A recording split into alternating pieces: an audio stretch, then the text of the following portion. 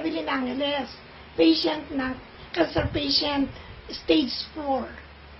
4 na hospital na ang napuntahan ko, puro ganun ang finding sa akin.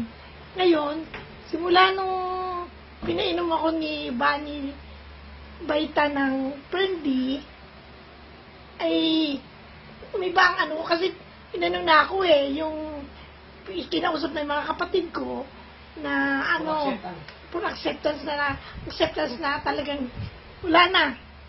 Ay hindi ko inano ako ni Bunny ng Prendy, uminom ako 5 every before meal, 5 sa umaga, 5 sa tanghali, 5 sa gabi.